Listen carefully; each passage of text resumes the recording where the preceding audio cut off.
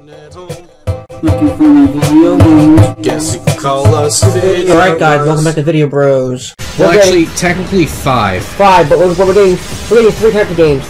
We're getting a re-release of Gold and Silver for the Virtual Console for the 3DS, I'm excited for that. Which is basically not the most exciting thing on the list, because it's going to play exactly like Red, Yellow, and Blue did on the 3DS, where it's going to have the same gameplay as the original games, but have wireless capability for multiplayer and for trading, and also wireless capabilities for the Pokemon Bank, just like Red, Yellow, and Blue. I mean, Red, Yellow, and Blue. That one's dead. So, look forward to that. We're getting an upgraded version. Not what we were expecting though, but an upgraded version of Sun and Moon called Ultra Sun and Ultra Moon. They have like alternate storylines to them, but they're not necessarily sequels at the same time either. Yeah. They're not sequels, it's like Black and White, and then they made Black and White 2. Black 2 and White 2 were actually sequels to Black and White, though, that took place 2 years after the stories of those games. But those were sequels. These, I don't know exactly where they're just different story, that's all it is. Not a sequel or anything, it's in the same timeline, though. Yeah, they're alternate stories. So it's as if they were to add on DLC stories to Sun and Moon, but that's basically what they're doing, but they're making them their own games. Kind of like how Majora's Mask was supposed to be an add-on DLC story for Ocarina of Time, but they couldn't do that. And then they were like, okay, let's make it its own game. Yeah. Like kind of like what they're doing here. But and that's weird because that was a whole different series. But basically, we don't know exactly 100% of what Ultra Sun and Moon really is. We only know that it's the next game in the series. It's not for the Switch though. They already confirmed that. Which a lot of people are upset about. Yes. We were expecting to get Pokemon Stars instead, which would be the upgraded version of Sun and Moon. It'd be like a third version, like Diamond, Pearl, Platinum, Gold, Silver, Crystal, Red, Blue, Yellow. Yes, but I guess the Pokemon Company is like, we haven't had that happen since Pokemon Platinum came out in 2009. Yeah. 2 years after Diamond and Pearl. And people were thinking that Nintendo was gonna make a third installment to Omega Ruby and Alpha Sapphire and give us Delta Emerald, because Alpha, Omega, and Delta. Yeah. But no, all they decided to do was, we're going to trademark this. So, of course, if anyone decides to make anything based off of this, meaning it could be a Game Boy Advance game or a custom computer game based off that name, we can just shut it down right away. So you know how Nintendo is with their copyright; they're like an overprotective mother. Yep. So that means we're not getting a third installment of anything until unless we probably are going to be getting a third Pokemon game like Stars or whatever, but just not yet. No, we're not, because they would have already done it. They wouldn't have gone into what do you call it? Well, I also know with the fact that if they were to all of a sudden switch over to a new system to market the Switch better and shit, they would also have to change and take longer to make the game because of changing the way the graphics are to match HD visuals. Well, that too, but so they would have to take longer. Yeah, but see, the thing is, the Nintendo's not known, or the Pokemon Company itself is not known for the main series titles. They're not known for doing anything like that anymore because the fact that they're just going on the handheld system road now, and they wouldn't put it on the Switch only because. They wouldn't put a main series title on the Switch though, only because one, it's technically it's a home console. Two, you wouldn't be able to do the touchscreen while it's in home console, so there's no way you can map the controls any differently. They would have to make some serious change to make it fit that. Yeah, and they're not planning to do that because every game that's ever been released since I hate these things. Every game that was ever released since Diamond and Pearl and Platinum all rely on the touchscreen capabilities of the DS. I hate these things. Every now and then you're going to randomly fight these things, and you can't leave a room until you fight them, and sometimes they completely disappear and vanish from you. But one big change that I can tell you right off the bat, and it shows something about Nintendo here, that they brought Brendan, I think you need to tune your TV better. Yeah. Alright, hold on people, I'll cut that part out. No, it's fine. No, it was just a joke to be like, oh, we'll be back after a short intermission. I was trying to do some joke. Okay. But there's one big change that Nintendo put in it, and it doesn't seem like a big change in terms of the game itself, but it shows something quite interesting about Nintendo themselves, and I'm not sure that it was up to the Pokemon Company to do this. Yes, we got a new game. Yes, it was their own idea. of Ultra Sun and Ultra Moon. For Game Freak.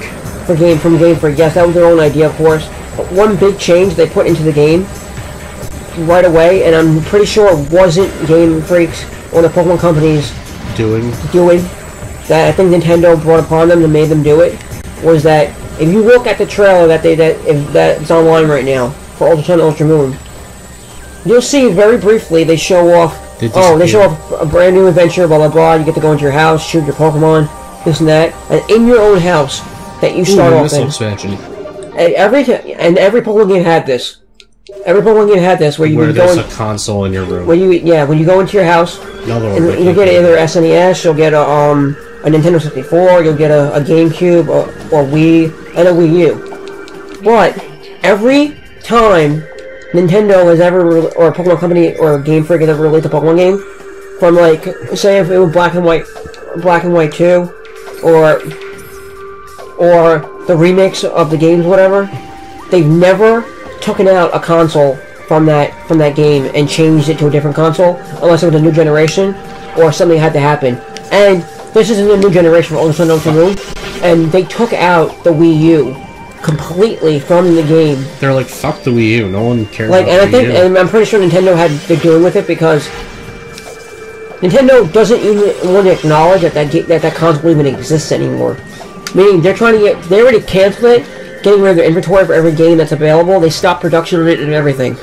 And that was already a while ago, but now, I was about to say, seeing that any game that's getting updated, and I'm not talking about like Pokken or like Smash Brothers or whatever. Breath of the Wild was also a port, if you count that. Yeah. That was like the first port, because that's one of the first games. Yeah, but they were saying that it was supposed to be on the Switch in the beginning. They were like, let's make this the last game ever, because, you know... Well, it started production on the Wii U, though, so technically the Switch version is a port.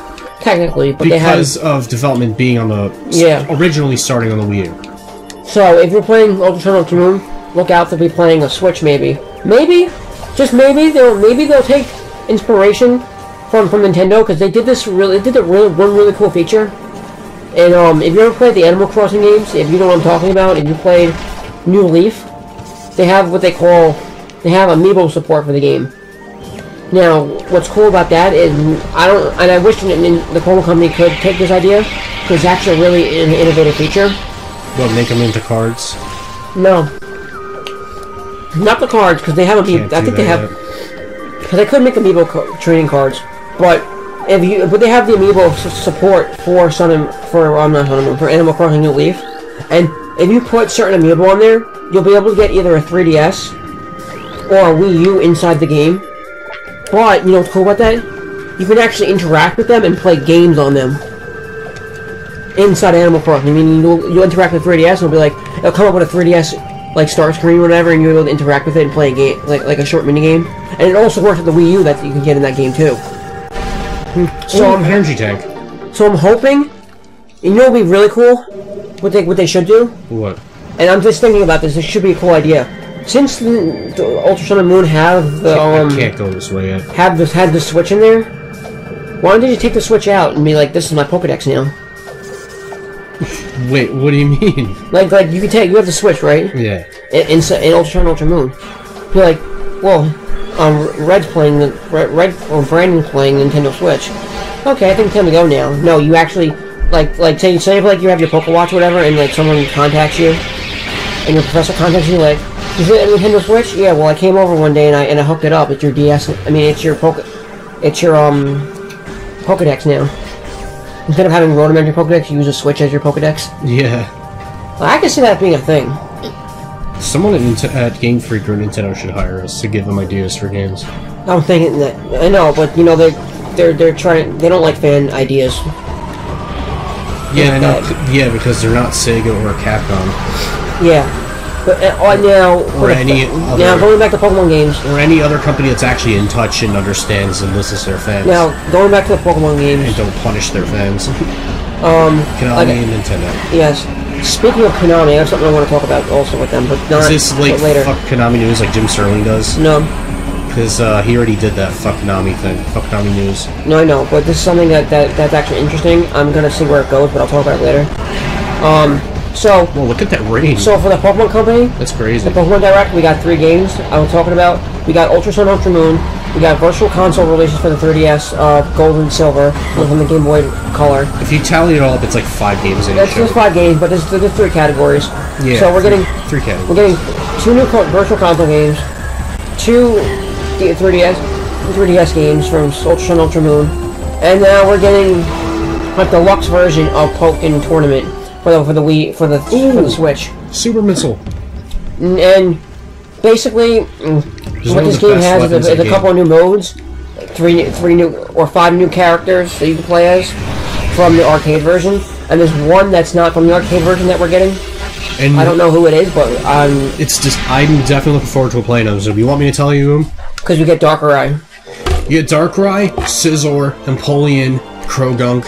Those are the 4 from the DLC that there was never a whisper at all, as Game Explain put it, of them coming to the Wii U version at all whatsoever as added-on content. For whatever reason, they decided to not do that.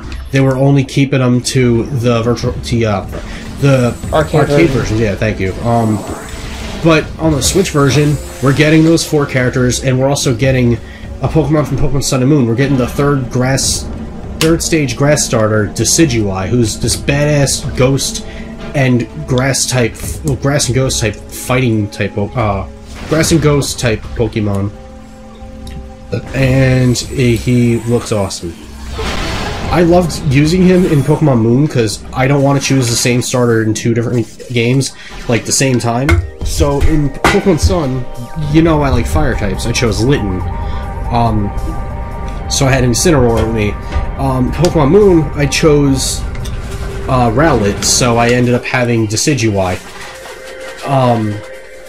So yeah, Decidueye is a badass Pokemon to be able to fight as. I'm looking forward to playing as him. You know what's weird? I've noticed Nintendo seems to really like the number 5. Hold on a sec. Bioscan complete. Subject Luminoth has been dead for 1.2 decacycles. In addition to heavy combat damage, subject shows signs of numerous ink possession attempts, all failed. Resisting these attacks require incredible stamina and psychic durability. So now remember that area in Agon Waste that was like this? Well, yes. Well, this is the energy room for this place, for Torvasbog. The hologram's a different color because depending on which area you're in, it's different. And because after we talk to this guy, we'll be able to have the green colored translator files so we can access those gates and read those notes. I'll get back to what I was saying after this. A great warrior comes to the Temple of Torvus. May you succeed where I failed. I am Avok, the last sentinel of this temple. Heed my words carefully.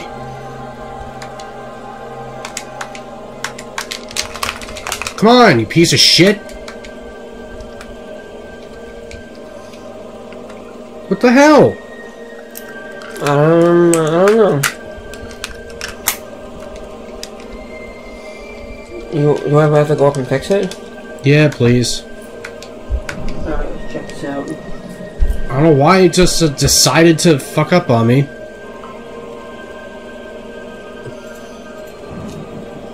Hold on a sec, I gotta take the thing off so we can do that. Yeah, sorry about that. Okay, for a second. okay. You're just saying this, but huh? Okay. Well, I'll cut it out. But okay. Controls. Refresh. Refresh. Okay. Okay. It's because you took too long, that's why. Go back to the Bluetooth thing, that's why. No, it's still in there. Oh. Yeah, you gotta hit OK. And now you gotta quickly go back to the games and do that too. You go for your phone. Okay, never mind. Back to what I was saying. I'll cut that part. As you can see, this temple has been crippled by the ravages of war. Not you.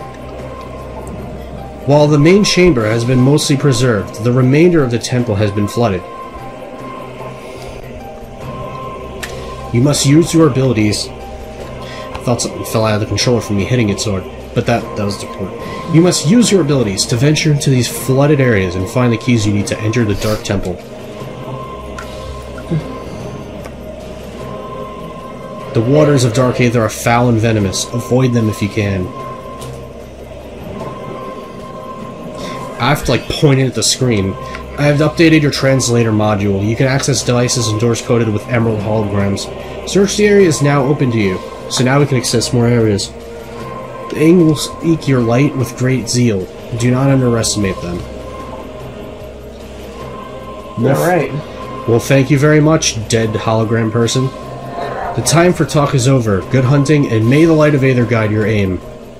Yes, it may. Thank you. I feel like you just need like a Star Wars reference right here. It's like, Samus, I need you. You're my only hope. Oh, I thought you were going to say, may the Force be with you. No. As always, click the annotations on the screen right that are up right now, and we'll see you in the next episode of Vidya Bros. Peace out.